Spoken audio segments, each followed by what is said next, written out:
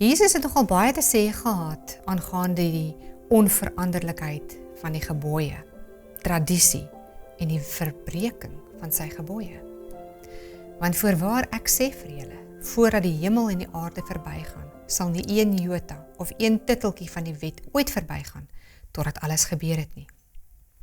Elkeen dus wat een van die minste van hierdie gebooie breek, en die mense so leer, sal die minste genoem word in die koninkryk van die hemele, maar elkeen wat dit doen en leer, hy sal groot genoem word in die koninkryk van die hemele. En te vergeefs vereer hulle my deur leerlinge te leer wat gebooie van mense is.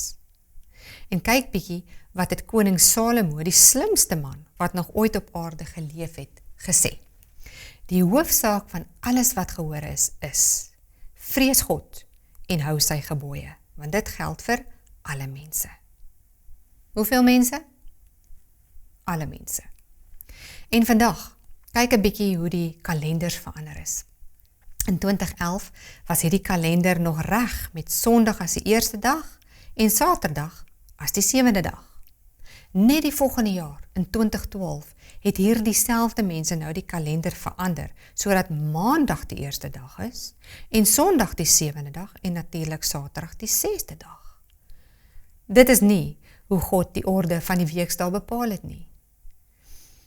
Nou, dis baie belangrik om te verstaan dat dit nie oor 'n dag gaan nie.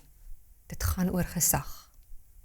Buig ons voor God se gesag, of buig ons voor die mens se gesag en tradisies?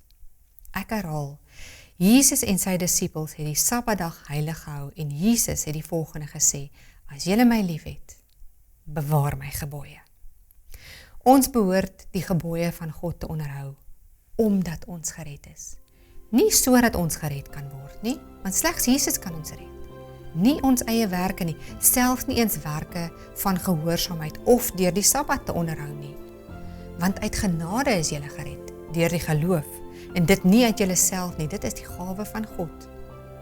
Ek herhaal, ons onderhou die gebooie van God, omdat ons gered is, nie sodat ons gered kan word nie.